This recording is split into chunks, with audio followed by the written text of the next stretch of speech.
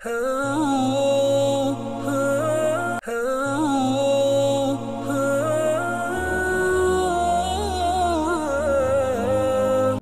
அலைக்கும் வரஹ்மத்துல்லாஹி வபரகாத்துஹு. அன்பார்ந்த பிரேட்டிவினர்களே, நமது வாராந்த மனாபிர் இஸ்லாம் நிகழ்ச்சியுடன் உங்களை சந்திப்பது பெரும் மகிழ்ச்சி அடைகிறேன். முதலாவது அல் மஸ்ஜித் ஹராமுடைய ஹுத்துபா. அந்த ஹுத்துபாவை ஷேக் அப்துல்லா அல் ஜுஹனி ஹபிதுல்லா நிறுத்தியிருந்தார்கள். அந்த ஹுத்துபாவுடைய தலைப்பு தொழுகை அடியார்களை இறைவனோடு இணைக்கின்ற ஒரு பலம் வாய்ந்த, ஒரு சக்தி வாய்ந்த ஒரு அமல் நற்கெரி என்ற தலைப்பிலே ஹம்து ஸலவா தக்வாவுடைய வசியத்துக்கு பின்னால், மக்களே, முஸ்லீம்களுக்கு இந்த காலத்திலே ஃபித்னாக்கள், குழப்பங்கள், சிரமங்கள், குரோதங்கள், வஞ்சகங்கள் நிறைந்த இந்த காலத்தில், பல தண்டனைகள், பல ஆபத்தான விடயங்கள் நிறைந்த இந்த காலத்திலே அல்லாஹ்வுடன் தொடர்பை சீராக்கி கொள்வது, பலப்படுத்திக் கொள்வது கடும் தேவையாக இருக்கிறது. ஏனென்றால் இந்த குழப்பத்துடைய அழிவின்பால் மக்களை அழைக்கக்கூடிய இந்த அழைப்பாளர்கள் தூண்டக்கூடிய தூண்டுகோள்களுக்கு எதிராக வெற்றி பெறுவதற்காக வேண்டி, அதை மிகைப்பதற்காக வேண்டி, எனவே அல்லாஹ்வோடு மிகவும் நெருக்கத்தை ஏற்படுத்தக்கூடிய பலம் வாய்ந்த ஒரு அமல், மிகவும் பொருத்தமான ஒரு அமல் தான் தொழுகை. தொழுகை என்ற வணக்கம். தொழுகை இருக்கிறதே, அதற்கு ஒரு சக்தி இருக்கிறது. எப்பொழுதுமே ஆழ்மனதில் பதியக்கூடிய, ஊடுருவக்கூடிய ஒரு ஆற்றல் அதற்கு அல்லாஹ் வைத்திருக்கிறான். அதே போல் உள்ளத்துடைய உணர்வுகளிலே அது ஊடுருவும். அதுக்கு பின்னால் அது உள்ளங்களை கெட்டவைகள், மானக்கேட விடயங்களை விட்டும் அது தூய்மைப்படுத்தும். அதன் மூலம் ஒரு முஸ்லீம் தன்னை கட்டுப்படுத்த, தன்னுடைய ஆசை இச்சை அடக்க, ஷைத்தானை கட்டுப்படுத்த அவனுக்கு ஒரு பலம் கிடைக்கிறது, சக்தி கிடைக்கிறது. அது பொதுவாக அல்லாஹ்வுக்கு நன்றி செலுத்தும் காரணிகளிலே மிக ஒரு உன்னதமான ஒரு காரணி. அல்லாஹ்வுக்கு நன்றி செலுத்தி நாம் வெளிப்படுத்தும் அமல்களிலே, வணக்க வழிபாடுகளிலே அடியானுக்கு அல்லாஹ் மற்றிட முடியாத ஞாமத்துகளை வழங்கியிருக்கிறானே, இந்த ஞாமத்துக்கு நன்றி செலுத்துவதற்கு உகந்த ஒரு சாதனமாக தொழுகை அமைந்திருக்கிறது. ஒவ்வொரு முஸ்லிம் மீதும் எப்பொழுதும் தனக்கு அருள் புரியக்கூடிய, வாரி வழங்கக்கூடிய, பாக்கியங்களை நல்கக்கூடிய இறைவனுக்கு எப்பொழுதுமே நன்றியை வெளிப்படுத்துவது, அதே போன்று உள்ளச்சத்தை, வணக்க வழிபாட்டை வெளிப்படுத்துவது தொழுகையின் மூலமாக அவனுக்கு அவசியம். தொழுது அவனுடைய அடிமைத்தனத்தை, அவனுடைய உள்ளச்சத்தை, அவனுடைய லட்சத்தை கடமையாக்கிய தொழுகையை நிறைவேற்றுவதன் மூலமாக அல்லாஹ்வுக்கு முன்னால் வெளிப்படுத்துவது ஒவ்வொரு முஸ்லிம் மீதும் கடமை. எனவே அது அல்லாஹ்வுக்கு நன்றி செலுத்தும் முகமாக, நன்றியை வெளிப்படுத்தும் முகமாக அந்த தொழுகையை அவன் அமைத்துக் கொள்ள வேண்டும். இறைவனுடைய அவன் அல்லாஹ் எஜமான் என்பதை அங்கீகரிக்கக்கூடிய, மனதால் ஏற்றுக்கொள்ளக்கூடிய அமைப்பில் ஏற்றுக்கொள்வதற்காக அந்த தொழுகையை நிறைவேற்ற வேண்டும். அதேபோல் அல்லாஹ் தனக்கு அருள் பாக்கியங்களை மனப்பூர்வமாக ஏற்று அதற்கு நன்றி செலுத்தும் முகமாகவும் அந்த தொழுகையை தொழுது அல்லாஹ்வுக்கு அவனுடைய அடிமைத்தனத்தையும், உள்ளச்சத்தையும், உடலச்சத்தையும் அவன் வெளிப்படுத்த வேண்டும். அறிந்து கொள்ளுங்கள், தொழுகை என்பது தீனுடைய மிக உயர்ந்த உன்னதமான ஒரு தூண், அடிப்படை. யார் தொழுகையை பேணுதலாக தொழுது வருவாரோ அவர் தன்னுடைய மார்க்கத்தை பாதுகாத்து கொள்வார்.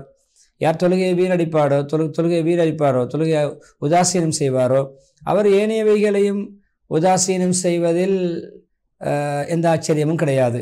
அதாவது மிகவும் தொழுகையை உதாசீனம் செய்யக்கூடியவர் ஏனைய அமல்கள், ஏனைய விடயங்களையும் அவர் பால்படுத்துவார் என்பதற்கு அது சிறந்த சான்றாக அமையும். தொழுகையை விட ஏனையவைகளை வீணடிப்பார். நீங்கள் தொழுகைகளை பேணிப்பாடுவது குறிப்பாக மத்திய நேர நடுநேர தொழுகை, குறிப்பாக ஸலாத்துல் உஸ்தா, ஸலாத்துல் அஸ்ர், அதை நீங்கள் பேணிப்பாது. மக்கள் வேலை வெட்டிகளிலே, பஜார்களிலே, வியாபாரங்களிலே, கொடுக்கல் வாங்கல் இருக்கின்ற பொழுது வரக்கூடிய தொழுகை தான் அசர் தொழுகை. அதில் மிக முக்கியமாக கவனம் செலுத்துங்கள். அல்லாஹ்வுக்கு முன்னால் நீங்கள் நின்று வணங்குங்கள், அமைதியாக நின்று வணங்குங்கள். சூரா பக்கரா 238 அதேபோல் அல்லாஹ் சுப்ஹானஹு வ தஆலா நிச்சயமாக தொழுகை மானக்கேடான, வெறுக்கத்தக்க, தடுக்கப்பட்ட விடயங்களை விட்டும் உங்களை தடுக்கும், பாதுகாக்கும். அன்கபூத் 45 ஓதி. எனவே 2 ஷஹாதத்து கலிமாக்களுக்கு பின்னால் இஸ்லாத்துடைய அடிப்படை தூண்களில், அடிப்படைகளில் ஒன்றுதான் தொழுகை. இஸ்லாத்துக்கு அடுத்து, கலிமாவுக்கு அடுத்ததாக அது உண்மையிலே அது எப்பொழுதும் தொழுகைதான் என்பது ஊர்ஜிதமான விடயமாக இருக்கிறது. அல்லாஹ் சுப்ஹானஹு வ தஆலா கண்ணியமான குர்ஆனிலே அஸ்ஸலா என்று அலிஃப் லாம் உச்சரிப்படும். ஸலாத்துன் என்பதை விட அஸ்ஸலா என்று 67 இடங்களிலே அல்லாஹ் சொல்லியிருக்கிறார். 28 சூறாக்களிலே 67 இடங்களில் 28 சூறாக்கள் இடம்பெற்றிருக்கின்றன. 67 இடங்களில் அஸ்ஸலா என்ற வார்த்தை அல்லாஹ் பாவித்திருக்கிறார். சில வேளை தொழுகையை நிலைநாட்டுமாறு ஏவுகிறான், சரியான முறையில் உரிய நேரத்தில் நிறைவேற்றுமாறு ஏவுகிறான், பரிபூர்ணமான முறையிலே சம்பூர்ணமான அமைப்பில் அந்த தொழுகை நிலைநாட்டுமாறு இருக்கிறான்.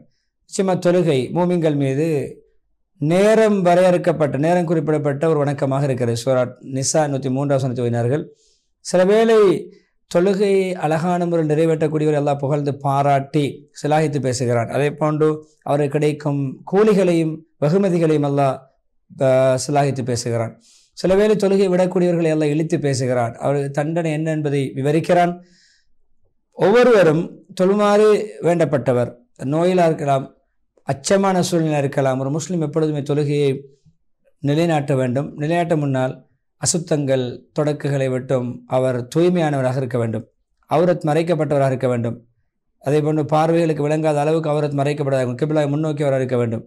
எப்பொழுதுமே எங்கிருந்தாலும் கிபிலாய் முன்னோக்கி தான் சொல்ல வேண்டும். நியத்தை தூய்மையாக அல்லாவுக்காக வைத்துக் கொள்ள வேண்டும். ஹராம் தக்பீரும் பொழுதும். ஏன்? அல்லாவுடைய மகத்துவமான இறைவனுக்காக வேண்டி என்ற அந்த தூய்மையான எண்ணத்தை அவர் வைத்துக் கொள்ள வேண்டும். அதே போன்று தொழுகையுடைய ஃபர்துகளை பேணுதலாக பாதுகாத்து விடுபடாமல் நிறைவேற்ற வேண்டும். சூரா ஃபாத்திஹா ஓதுவது, ருகோ செய்வது, சுஜூத் செய்வது, சுஜூத் மத்தியில் அமர்வது, நிலைக்கு வருவது, அதாவது ருகோவுக்கு பின்னால் வருகின்ற நிலை, அதில் அமைதி காப்பது, வேகமாக சொல்லாமல் ஒரு இடத்துல அமைதியாக தரிப்பட்டு அடுத்த நகர்வை அவர் நகர்வது, ருக்கோவிலே அந்த துமினான், அதுக்கு பின்னர் சமி அல்லா அலிமின் ஹமீத், அதிலே துமன்னத்து அமைதி காத்து கொஞ்சம் தரித்திருந்து அமைதியாகி விட்டு சுஜூதுக்கு போவது. எனவே இந்த காகம் கொத்துவது கொண்டு கொத்த மாட்டார், அப்படி வேகமாக சொல்ல மாட்டார். அதே போன்று சுன்னத்தாதா ஒழுக்கங்களை, தொழுகையில் உள்ள சுன்னத்துகளை ஒழுக்கங்களை விட மாட்டார். என் தொழுகை என்பது இறைவனை ரப்பின் பக்கம் இணைக்கக்கூடிய ஒரு சிறந்த அமலாக இருக்கிறது. அதே போன்று ஒரு அடியான் தன்னுடைய அமல்களிலே கியாமத் நாளிலே முதலாவது கேள்வி கணக்கு கேட்கப்படக்கூடிய அமலாக இருக்கிறது. எனவே அல்லாஹ் பயந்து கொள்ளுங்கள், உங்கள் தொழுகைகளை அழகுபடுத்திக் கொள்ளுங்கள், சரியாக தொழுங்கள். அல்லாஹ் உங்களுடைய நிலைமைகளை சீராக்குவான், அழகாக்குவான். எனவே ருகூசுகளின் அந்த அமைதியை பேணி, நிதானத்தை பேணி, கொஞ்சம் மௌனம், கொஞ்சம் நேரம் தரித்து அவசரப்படாமல் நீங்கள் ருகூசு நிதானமாக செய்யுங்கள். அதே போன்று அத்திதால் சமி அல்லா அலிமின் வரக்கூடிய நிலையிலும் உங்களுடைய ருகூக்கு பின்னால் சுஜூத் மத்தியிலே 2 சுஜூத் மத்தியிலே அமைதியாக நிலையாக நிதானமாக இருந்து வாருங்கள். எனவே ஒரு துமஅனீனத்தன் சொல்லக்கூடிய அந்த கொஞ்சம் நேரம் அமைதியாக இருப்பது, ஒரு சுப்ஹானல்லாஹ் சொல்லக்கூடிய நேரமாவது அந்த அமைதியாக தரித்திருப்பது இருக்கிறது. அது விடுபடும் பொழுது தொழுகையை பாத்திலாகிவிடும். அந்த விடுபடுவது தொழுகையை பாத்திலாக்கிவிடும், அதில் குறைபாடு செய்தால். எனவே துமஅனீனத்தில் போகிற போக்கில் வேகமாக வந்தவுடன் போவது ஒவ்வொரு நிலையிலும், அது எப்பொழுதுமே அப்படி சொல்லக்கூடியவர்கள் எப்படி அவர்களுடைய துனியாவினுடைய முயற்சி அமல்கள், பாடுபட்டு செய்த அமல்கள் எல்லாம் வீணாகுவதற்கு காரணமாகிவிடும். அது எப்படி என்றால், பொதுவாக யாருடைய தன்மை என்றால், அவர்கள் துனியாவிலே செய்கின்ற அமல்கள் எல்லாம் வீணாகிவிடும், முயற்சிகள் எல்லாம் வீணாகிவிடும். அவர்கள் நாங்கள் செய்வது சரி, நாங்கள் சரியானதை தான் சரி, முறையாகத்தான் செய்யணும் நினைத்து கொண்டிருக்கிறார்கள். ஆனால் முறையாக செய்யவில்லை, முறைகேடாக செய்யக்கூடிய கூட்டத்தில் ஆகிவிடுவார். அவர்களுடைய அவர்கள் பாடுபட்டு செய்த அமல்கள், அவருடைய கூலிகளெல்லாம் வீணாகிய கூட்டத்திலே அவர்கள் ஆகிவிடுவார்கள். எனவே நீங்கள் அறிந்து கொள்ள வேண்டிய அடுத்த விடயம்தான், தொழுகையிலே உயிரோட்டம் என்னவென்றால் உள்ளச்சமும் உடலச்சமும்.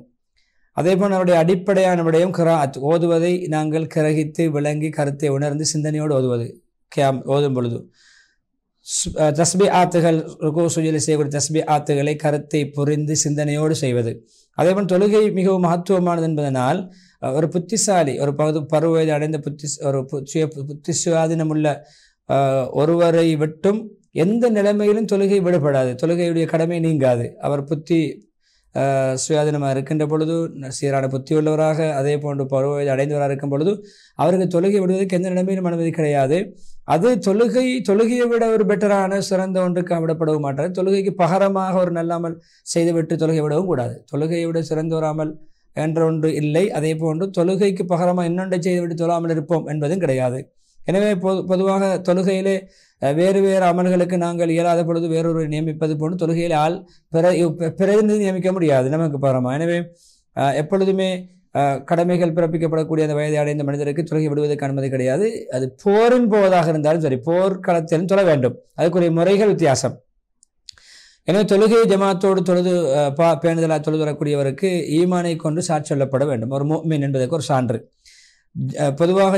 பொதுவாக கிராமவாசியோ நகர்ப்புறவாசியோ தொழுகை ஜமாத்தா தொழுவதை விட்டால் அவர் மீது ஷைத்தான் ஆதிக்கம் செலுத்துவான், ஷைத்தான் ஊசலாடுவான். ஏன்னா அல்லாஹ்வுடைய அடியார்களை அல்லாஹ்வை பயந்து கொள்ளுங்கள், அல்லாஹ்வினால் ஏவப்பட்ட ஏவல்களை சரியாக நிறைவேற்றுங்கள், தடுக்கப்பட்ட விடயங்களை தவிர்த்து கொள்ளுங்கள். எனவே உங்களுடைய தொழுகை, உங்களுடைய குடும்பத்தார்கள், பிள்ளைகள், குழந்தைகள் எல்லோருக்கும் தொழுமாறு ஏவுங்கள், அதில் பேணுதலாக இருக்குமாறு நேரங்களை ஜமாத்தை பேணி தொழுமாறு ஏவுங்கள்.